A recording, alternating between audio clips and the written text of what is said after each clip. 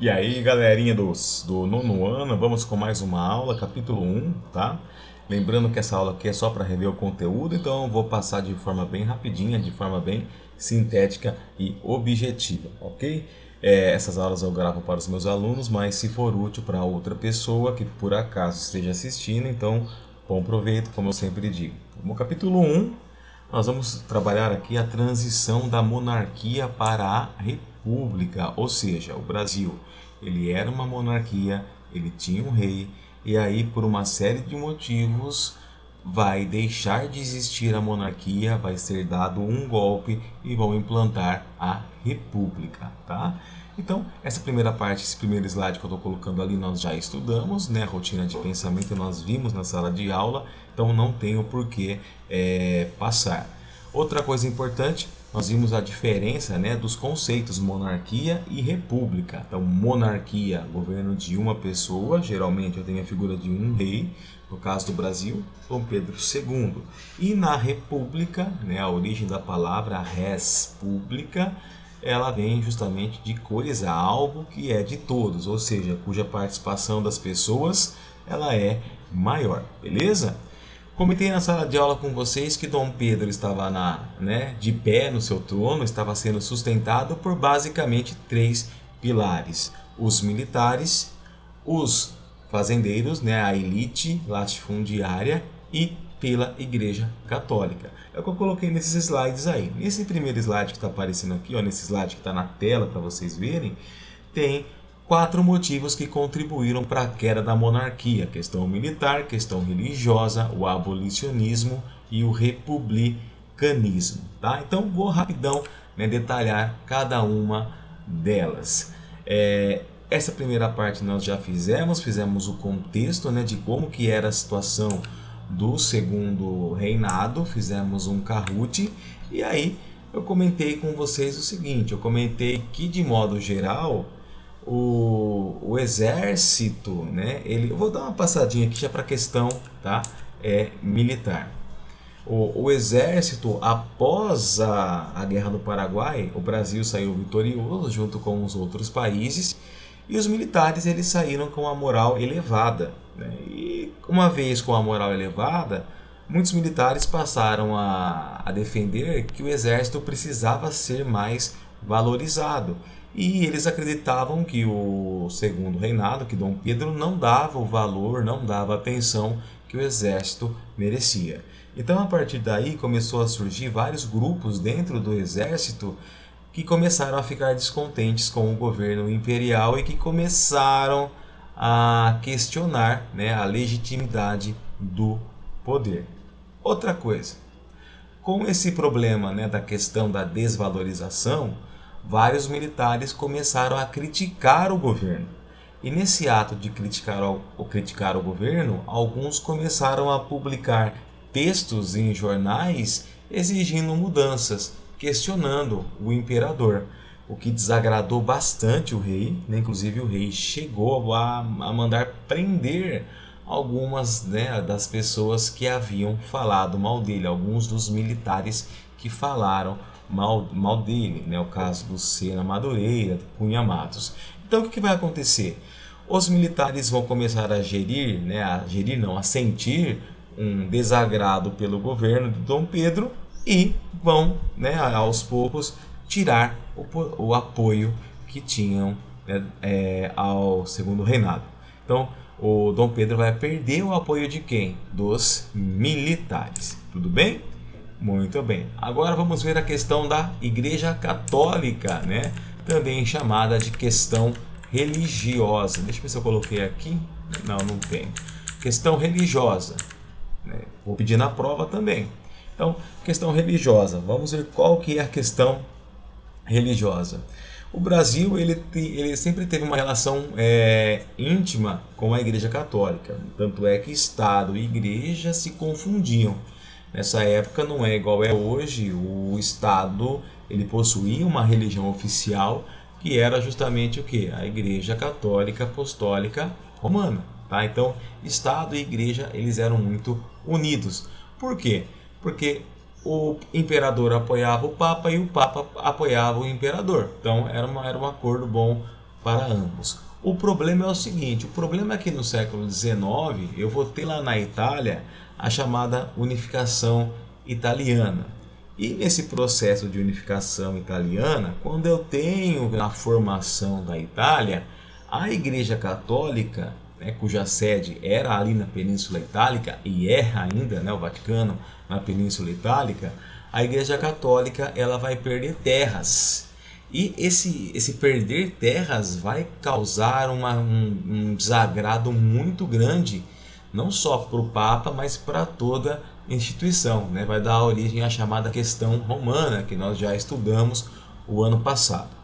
Entre os grupos que lutaram pela unificação, um dos grupos foi justamente a maçonaria. E a Igreja Católica via na maçonaria como um dos responsáveis, né, pela unificação e por consequência pelo fato da igreja ter perdido suas terras. Então o Papa ele vai dar uma ordem para que todos os maçons do mundo todo, né, eles sejam retirados da Igreja Católica. Tá? Então essa ordem chega. Só que assim, no Brasil o que acontecia? Para que as ordens do Papa passassem a vigorar, tinha que passar pela aprovação do imperador, do Dom Pedro II. E como Dom Pedro II tinha uma relação muito íntima com a maçonaria e boa parte da elite brasileira pertencia à maçonaria, Dom Pedro não vai obedecer à ordem do Papa, o que vai gerar um descontentamento, a igreja vai ficar meio que brava, né? Vai deixar de apoiar como apoiava o imperador. Então, olha só, essa é a questão religiosa. Então, eu já citei para vocês dois motivos que enfraqueceram a monarquia: a questão militar e a questão religiosa, tá? Vou colocar aqui algumas charges que nós já vimos em sala de aula, certo?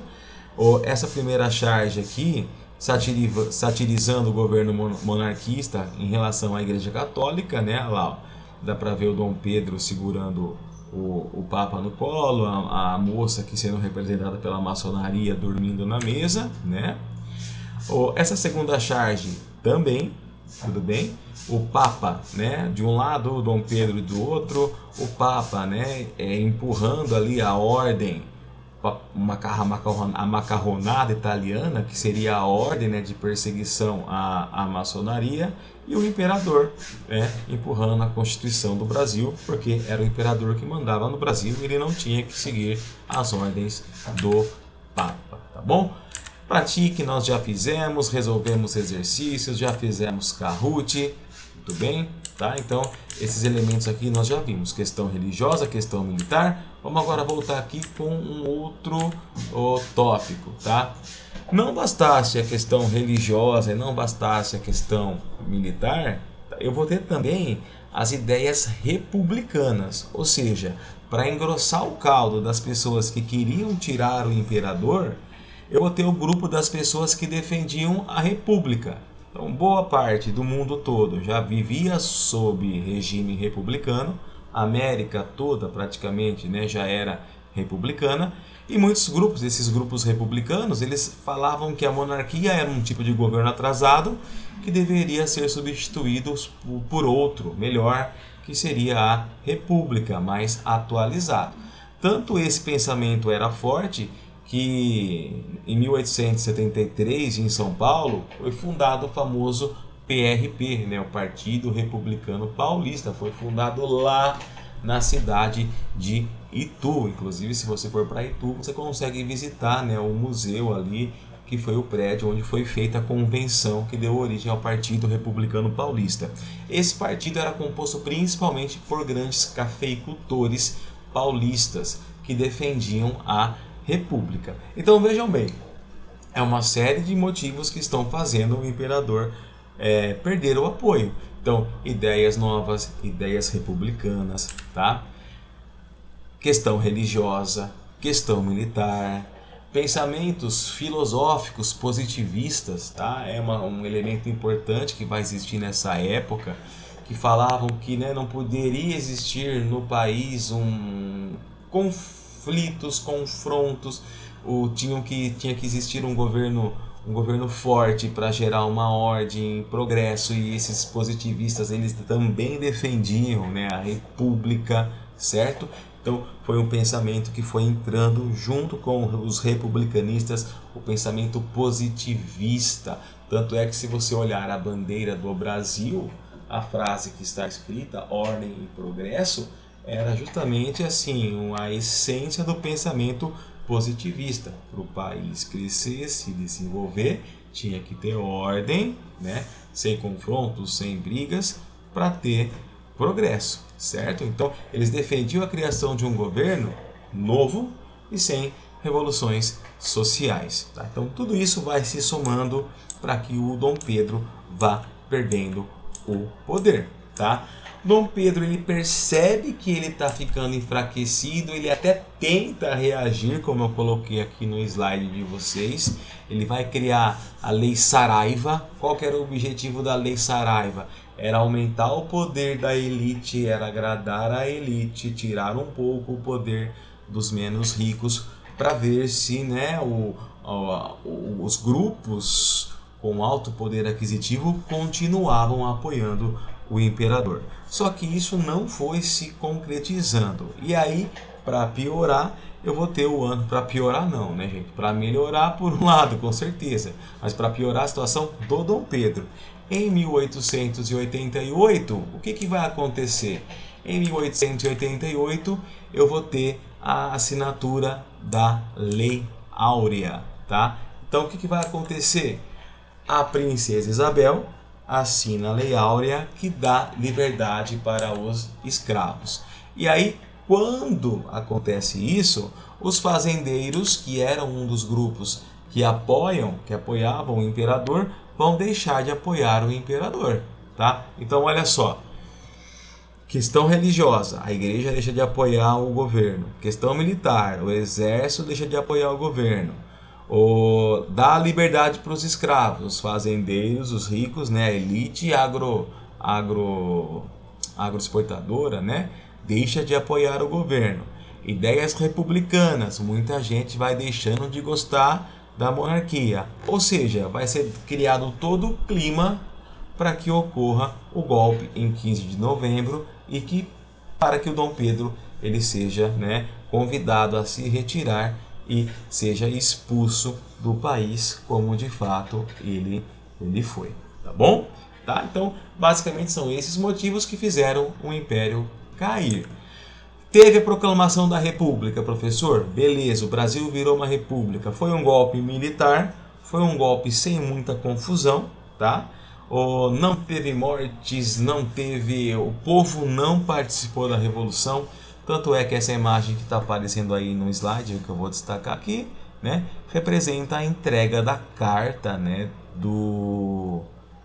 feita pelo Major Solon, né, a Dom Pedro II, falando que ele e a família real tinha ali 24 horas, 48, não lembro quantas horas ao certo, mas que eles tinham, né, um prazo para deixar o país, que havia sido instaurado no Brasil uma república. E a família real realmente pega tudo e parte para a Europa, né? Volta para a Europa. Volta não, né? Porque Dom Pedro II ele já nasceu aqui no Brasil, tá? Se eu não me engano, né? Dia 17 de novembro eles saem para a Europa, e aí Dom Pedro, alguns anos depois, morre em território europeu. Beleza?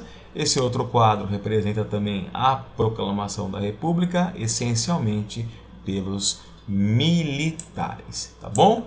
Fizemos, né?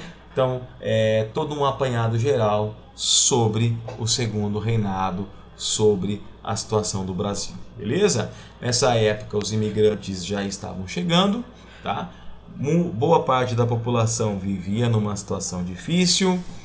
Havia algum comecinho de indústrias que estavam surgindo, tá? Mas de modo geral, quem governava era a elite e a população, a grande maioria, vivia de forma bem difícil, de forma bem complicada. Tá? Um Brasil de grandes desigualdades sociais. Quando eu tenho a proclamação da República, muda muita coisa na vida das pessoas, professor? Não, não muda praticamente nada. tá? A população continua na mesma situação de misérias e dificuldades. Tá? Então, eu vou ter no Brasil nessa época, né, mudança. Então, mudando o governo, tem no norte lá o ciclo da borracha, nesse período que começa a acontecer, tá? Mas assim, em termos de mudanças sociais, eu não vou ter grandes mudanças. É uma época de mudanças, mas que para o povo não tem tanta mudança. Nós já vimos aqui algo sobre, curiosidades sobre o baile da Ilha Fiscal, que aconteceu no finalzinho do governo do Dom Pedro, mas isso aqui não vem ao caso, foi mesmo uma revisão. Beleza, galera? Então, capítulo 1, transição da monarquia para a república, é isso de principal que eu tenho que lembrar, ok? Então, muito obrigado e valeu, até a próxima aula. Fui, tchau!